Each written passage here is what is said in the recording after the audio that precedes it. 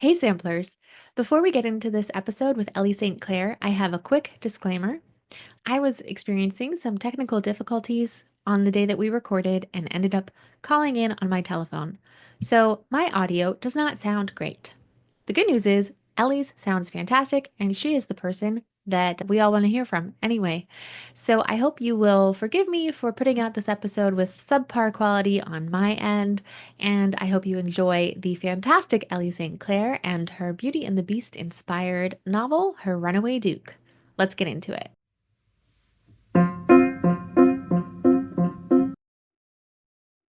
Welcome to the Historical Romance Sampler Podcast. I'm your host, Katherine Grant, and each week I introduce you to another amazing historical romance author.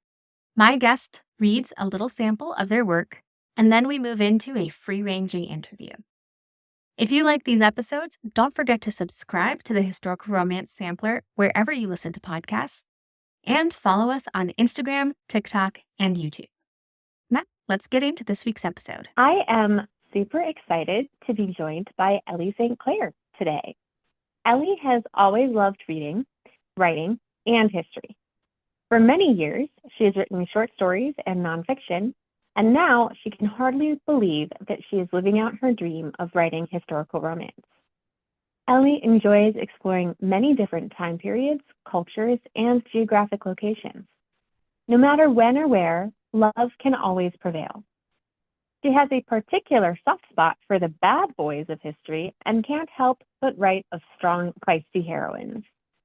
Ellie and her husband love nothing more than spending time at home with their 2 sons and husky Cross. Ellie can typically be found at the lake in the summer, pushing the stroller all year round, and of course with her computer in her lap or a book in her hand. Ellie, thank you so much for coming on. Thank you so much for having me. I'm excited to be here. Yes, I am super excited to hear you read. You're reading for us Her Runaway Duke, which is one of your Regency romances, correct? Yes, that's right. Yeah, this is part of my most recent series. This is the first book in the series. I'm going to read chapter 3, so I'll set up the scene a little bit. But the series, it's called Noble Pursuits, and each book is very loosely based on a fairy tale. I'd say this first book is the one that's most closely tied to the Beauty and the Beast fairy tale. So to set up the first couple chapters, we have Sienna, our heroine, has just run away from her wedding. Her parents had arranged for her to marry a colleague of her father's. So he is quite a bit older than her, but it's not so much the age that bothered her. It's just he's like an awful person, which we discover more of later in the book, kind of the evilness, I guess, that she kind of felt from him. And she was prepared to marry him because she's always done what she's told, the perfect daughter, follows her parents' wishes. But then her best friend, Eliza, who is actually, her story is told in the second book of the series, but she convinces Sienna that she just can't go through with this wedding and helps her to escape. So Sienna escapes on horseback. She has a destination that Eliza has set up for her, but she gets off course because, of course, she has never had to figure out where to go or follow directions herself. And she's captured by highwaymen. And then meanwhile, we have Levi, our hero. He's a bit more of a tragic backstory. He lost his brother in a fire that also left him severely scarred, accused of murder. And so he's like a recluse out, doesn't come into London, doesn't want to see anyone. And of course, but most of his scarring is on the inside. Like he's taken on all this guilt that he couldn't save his brother. So he's kind of shut himself away. And yeah, I think that should be enough to give some backstory before we head into chapter 3. Yeah, it sounds thrilling. Can't wait to hear it. Okay. All right. Chapter 3. Fitz was right. Levi couldn't sit here and stare at the walls of this cold, empty estate all day, waiting for his life to pass him by. Which was why Levi went out riding 3 times a day. Surging through the fields around the estate was the only time he felt like his old self. It was a heavily wooded area, and he enjoyed meandering through narrow paths while also giving his horse free rein to gallop over stretches of open areas.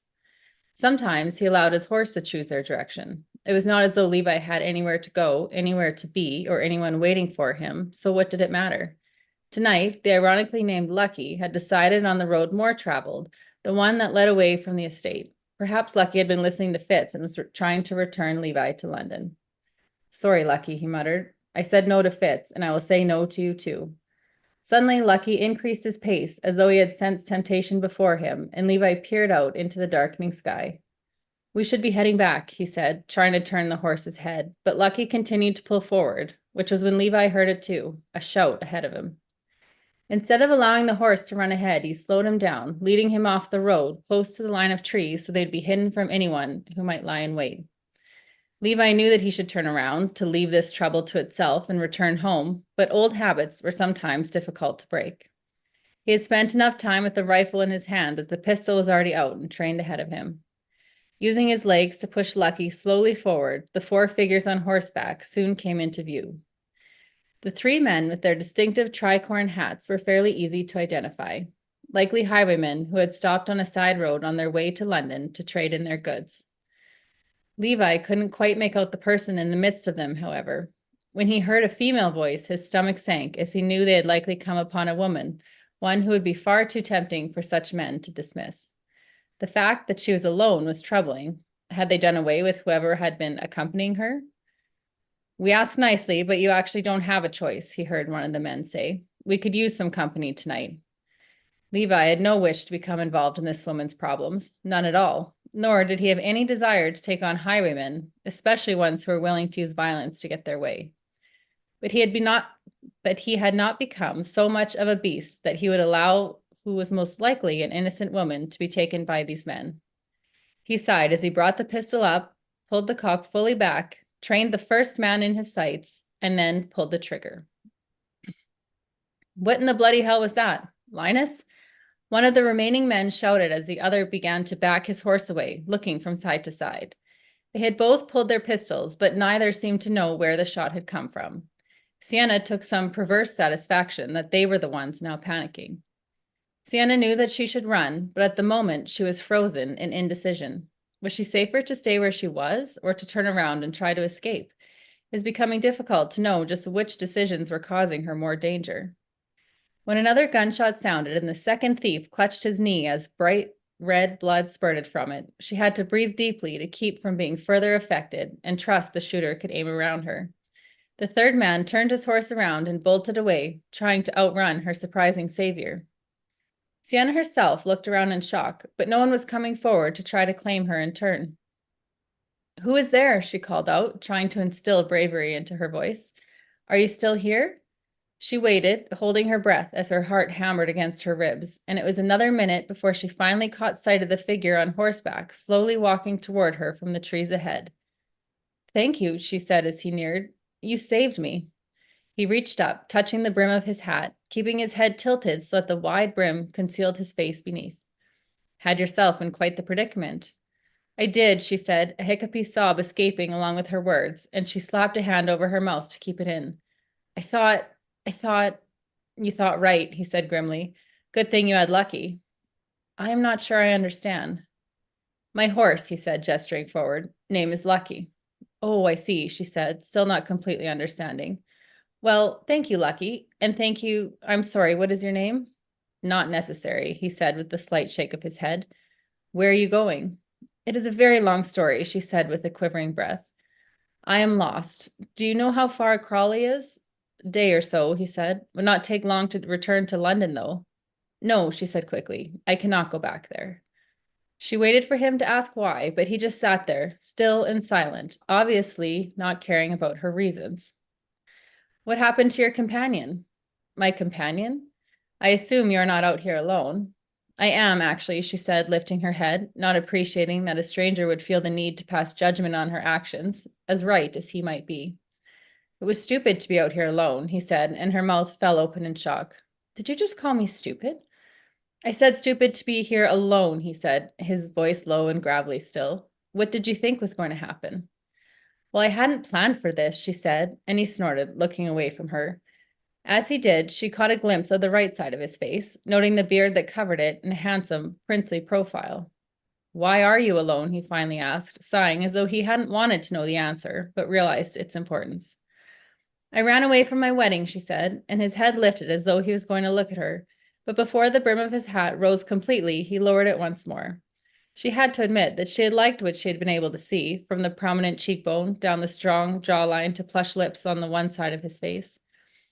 My parents were forcing me to marry a man who was over twice my age, you see, she said, which was not so much the issue, but the fact that he was rather the lecherous type. There were stories, and, well, my friend convinced me to escape, and now I think I would have been best to stay and take my chances. It would have been better than highwaymen. She took a breath, realizing that she had likely said far too much. Thank you for saving me, she said, more quietly now. Where's the closest place I could find shelter for the night? He didn't say anything, just sat there, and a chill began to creep down Sienna's spine. Somehow she had this innate feeling that she could trust this man, but he was so quiet. Perhaps she had only gotten rid of the highwaymen. Perhaps he had only gotten rid of the highwaymen to have her for himself. Thank you again, sir, she said. I shall go now. I did not mean to cause you trouble. She turned her horse to walk away, but she hadn't traveled more than a step or two when his voice called out, "Stop." She paused, her horse following his command. "You can come with me." "Thank you, but I shall continue on," she said. "I would not mean to cause you any more trouble than I already have. I have an estate nearby. When we arrive, my housekeeper will see to your needs." "Your housekeeper?" she repeated, intrigued that he would have an estate. He must be someone with means, although his intentions might not be any better than those of the highwaymen. But he had saved her.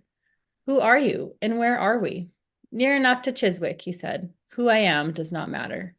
He turned his horse, Lucky he had called him, back toward the way he had come, leaving her with the choice to follow or remain behind. She looked behind her into the night and then at the retreating back of the insufferably rude man in front of her. He had called her stupid, and yet he had saved her life. What was she to do? She closed her eyes and let her heart's intuition speak for her, and took a chance. Levi shouldn't care whether the girl followed him or not. She was just a slip of a thing, clearly frightened by him, and she hadn't even fully seen him. The last thing he wanted was to take her back to his estate, but he couldn't very well leave her in the middle of the road with night falling. He was worried about her and had a strange sense that it was up to him to protect her. Her story was far-fetched, and yet the gown peeking out from beneath her cloak was quite fine. Pieces of fair hair were falling over her shoulders, but aside from her dishevelment, her delicate features and thin, fine jewelry were those of a well-bred woman. He would give her a place to stay for the night, and then return her to London and this despicable fiancé tomorrow. It was all he could do. "I know you think me a fool," she said softly behind him, apparently having decided that he was the less threatening option compared to the dark woods. "It seemed the best decision at the time, and I had a plan. It just went awry." He said nothing, allowing her to keep talking. Her voice was sweet and melodic, flowing over him in waves, somehow soothing his tortured spirit. "Where did you learn to shoot like that?" she asked. "The military." "You were in the military?" "I was," he said with some hesitation, unsure if she would think that was a positive or negative. Not that it mattered. "You are not any more then? Were you injured?" "You are inquisitive." He supposed after the day she'd had, she'd deserve to know more about the man she was following. But all she needed to know was that he was best avoided. Sienna studied the back of the man in front of her. He was tall, with broad shoulders and a build that tapered closer to his hips, although it was difficult to tell with his cloak billowing behind him. As darkness had fallen, he had lifted his head, no longer hiding his face beneath the brim of his wide, unfashionable hat. Sienna couldn't help but be intrigued by the shadowy figure, as much as she should likely be fearful. His silence, compared to most people in her life, was something of a refreshing change, even if his grunts were frustrating. She had more questions, but after the surge of unwelcome excitement, fatigue was setting in through her entire body, and she had to fight to keep her eyes open. They must have closed for a moment, for suddenly her whole body was jolting upright, her heart pounding once more as she realized she had nearly fallen off of her horse. Her companion never looked back, never turned around to see if she was still following him, let alone still attached to the horse. He probably didn't care and was only now doing what was expected of him. Sienna was about to ask how much farther they had to go when a building rose up in front of them, seemingly from nowhere. She first noticed the portico, supported by columns with triangular pediments crowning on top. Beneath was a grand entrance, to the side symmetrical wings fanning out with identical large rectangular windows, with an odd look of eyes peering out into the night. It might just be the light, she considered, wondering if the gray hue of the building was also from the darkness, or if it was truly as dreary as it appeared. Second floor balconies adorned with wrought iron railings stuck out of the sides like leering grins, and Sienna shivered at the sight of the cold, austere building. She looked around, expecting to be led up an ornate drive trimmed in hedgerows, similar to the estates she more commonly frequented. But instead, the landscape around them was nearly barren, borders of garden blocks, the only memories of previous opulence. Do you live here? Her voice came out as more of a squeak.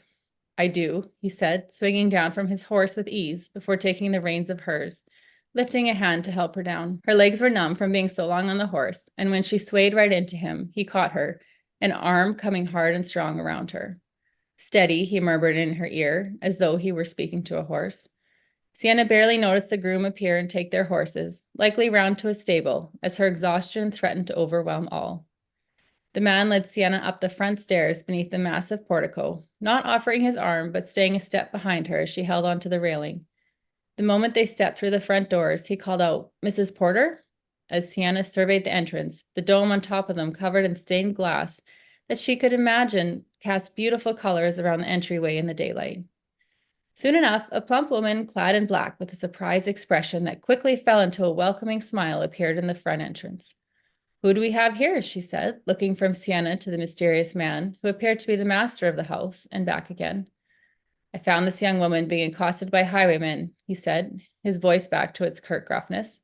"She has had a trying day and needs a place to stay, just for the night. Help her, Mrs. Porter?" "Of course," Mrs. Porter said, coming to Sienna and taking her hands in hers. Sienna felt reassured and safe with the woman, and suddenly she wanted nothing more than to curl up and sleep, protected by this strange house and people she had never met before, yet seemed more trustworthy than those in her own family. She turned around to thank the man, but her attempt was in vain. He was gone. Yay, wow, what a great scene with very strong Beauty and the Beast vibes. Yeah, I had a lot of fun incorporating different elements like a rose garden and mirrors and, all those little pieces from Beauty and the Beast through the stories.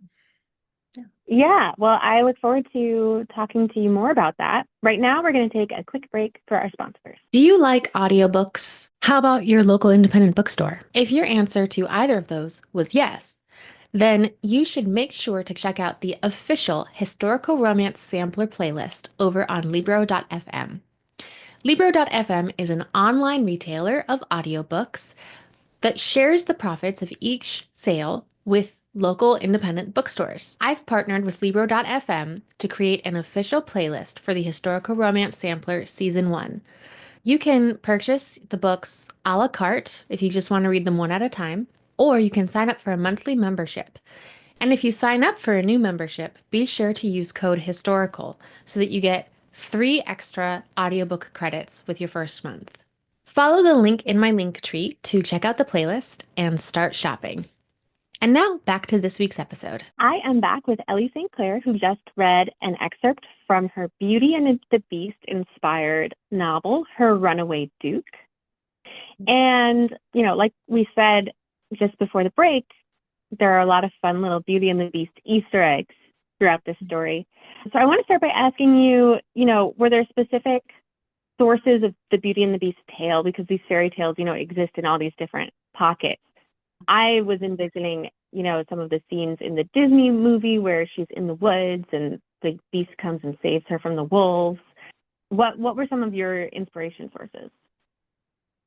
Yeah, I definitely I grew up on the Disney Beauty and the Beast. That's the one that's ingrained in my head and that I have always loved. And I've read and watched lots of different Beauty and the Beast retellings, whether it's the original, source material or just taking the themes of it. So I would say, whether I realized it or not, probably that Disney version was kind of in my head. I've also seen I've seen it on stage and that kind of thing. So it really the little pieces of Beauty and the Beast throughout, I think, are consistent through all the kind of Beauty and the Beast tales, whether it's, the roses, which in Her Runaway Duke, it's a rose garden that becomes, a key feature of the story, as well as the servants that kind of befriend, the main female character, the house itself and how it starts out, so kind of empty and dreary and how that might change through the story. And the library is an important focal point. So those kind of pieces are in the story, and it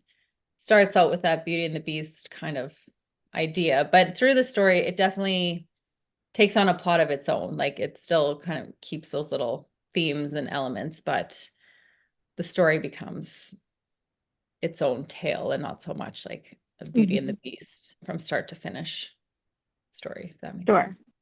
Sure. Yeah. And I was picking up on this theme of like intuition versus reason, and particularly Sienna trying to figure out, should she listen to her gut or should she do the like smart thing? And can you talk about that theme at all and how you approached it? Yeah. Especially for Sienna, she's like, she spent her whole life doing exactly what her parents told her to do, which was probably a very common thing at that point in time. I mean, even today, but even more so then for a young woman. And, leaving her wedding is the first time she's ever done anything that is against what she was supposed to do.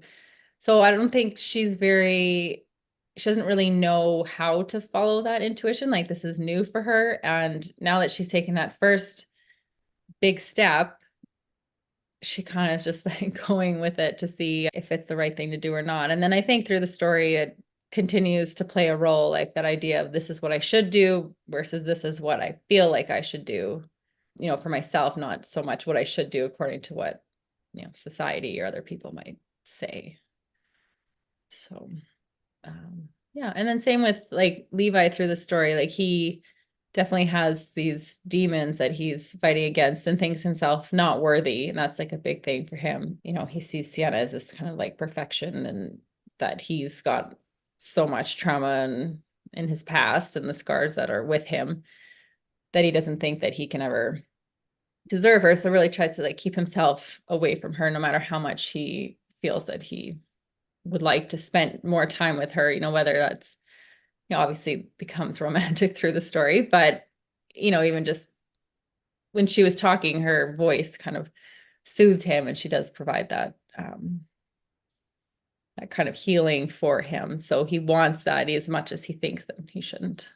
So yeah, so they're each kind of struggling against themselves to get what they actually want. Yeah, that's so interesting. And I know you write across multiple eras. This is a Regency, but you also have some Victorians and you have some Highlander stories. So can you talk about more generally, how do stories come to you and how do you maybe decide, or are you just told through your muse what a book should be? Yeah, I write like most of my books, most of them are Regency. Like if I, looked across most of the series, the first book I ever wrote was actually the first book. It wasn't the first book I released, but the first book I ever wrote was the one, it's called Callum's Vow, and it's the Victorian Highlander series. So at that point in time, I had read a lot of Regency in different genres, but I didn't realize that most of the books that were read were within like certain genres. So I just wrote what I felt like writing in the era that just sort of came to me. And so it's like the name Victorian Highlanders. So it's like late Victorian, like 1880s. And part of that series takes place in Scotland, but a large part of it takes place in what is now like where I live in the middle of Canada. And that's kind of why I wrote that story, because I knew a lot of the history and the area. And really that's just was a period that I thought, oh, this would be fun to write, and did a lot of research. And then there wasn't much of a market for that particular time and period, because I didn't write it like it's not a Western, which is kind of where normally a setting in that time period would be. So then after that, I did write a Regency, because Regency I had read tons of it. Like I used to read so much historical romance and kind of fell in love with it. I actually don't read that much historical romance anymore now that I'm writing it all the time, but that's what I always read. And then kind of fell into some Regency. And then at one point I wrote a time travel series back to medieval Scotland. Just sometimes I love writing Regency. I love the period and all of the, and as you write it, you just come sort of immersed in it and know the fashion and the events happening. And but sometimes it's just, you have to write something totally different just for fun, just to kind of keep things interesting. So you had been reading a lot of historical romance that then kind of got you hooked into this. So who are some of the authors that specifically influenced your work? I would say, I feel like everyone read Julie Garwood, but that was who I like grew up reading. I've read all of her historical romance novels. And I think the one thing about her books that kind of inspired me was that like every book is so unique and different, and she didn't really stick to one particular time period. Like she's written kind of all different in all different times. So I would say like her work influenced me. I was the kid that would go to the library and just like take out as many books as I could take out and go home and read. So, any historical romance in the library I was reading, and probably younger than I should have been reading it. But yeah, I think so. I don't know, besides Julie Garwood, I think it was just like the whole genre that really influenced Mhm. how I wrote. Some people who really enjoy like traditional historical romance sometimes find fault with it, but I like all of my female characters. They're usually pretty strong, unconventional, lots of time have a particular hobby or pastime or even occupation that would not have been widely accepted in the Regency. And sometimes I hear like, well, I don't know that they actually would have done that. But I think, it's a matter of finding to make sure it's plausible that, or it was possible. And that's, to me, just kind of something that I really enjoy writing and I really enjoy reading. And but I do always research and make sure that like, there were women like that. They just weren't maybe the norm, but they're also the ones that I find it most fun to read and write about. So, yeah. So, Yeah, so where does research fit into your creative process? Are you like constantly researching or are you doing it to spot check stuff? both. I'm kind of in between a plotter and a pantser, like I don't plot, scene by scene, but I usually have an idea of where I'm starting and where I'm going. So lots of times, depending on the book, some of the research is up front and then some during. Like if I know I'm writing, like one book I wrote was about a female banker, so a woman who had taken over a bank. And I read a whole book before I started, like a nonfiction book before I started, on women who were bankers in that time period.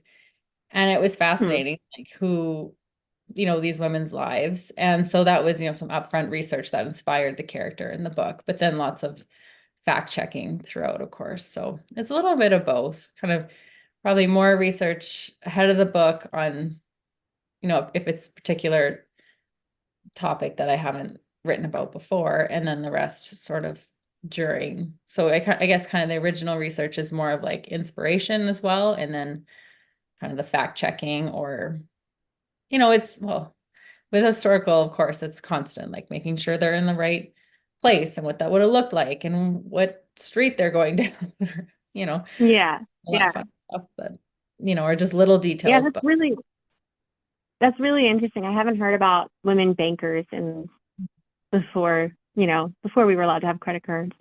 yeah, yeah, So that's yeah, that's fascinating. yeah, that own banks. And yeah, it was, I didn't realize how interesting it would be till I started reading about some of them. So Yeah, yeah. I love finding that sort of thing and getting inspired by it. Well, I think it's a good time to move into our game, Love It or Leave It, to find out how much of a rule follower are you. So, do you love it or leave it? Protagonists meet in the first 10% of the novel. love it. Almost all my books, it's like between, probably chapter 3 is actually one of the latest that they meet. Because usually Mm-hmm. when I read, I like when they meet pretty early on. So I always try to write that too. Yeah. Yeah. All right, love it or leave it, dual point of view narration. I love it. Yeah. I like to get into the heads of both characters. So I love it for sure. Love it or leave it, third person, past tense.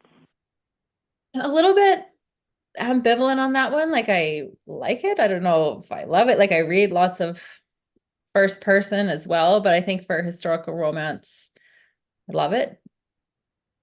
Mm-hmm. Yeah, All right. just Love it or leave it, third act, breakup, or dark moment. I can leave that one.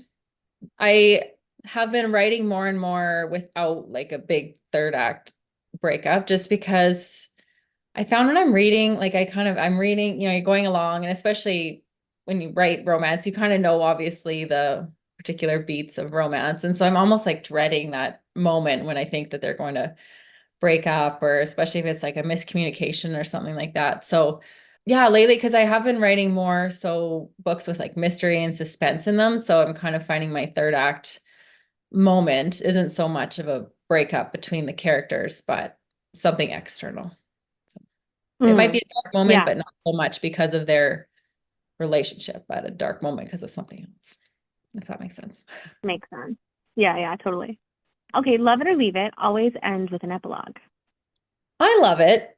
I can understand sometimes not needing one, and lots of times when I'm writing, I kind of think, oh, maybe the story's done. Maybe I don't need an epilogue, but usually I do write one, even if it's fairly short, just to I kind of like that little glimpse into the future. So I love it. Yeah. All right. And Love It or Leave It, share research in your author's note.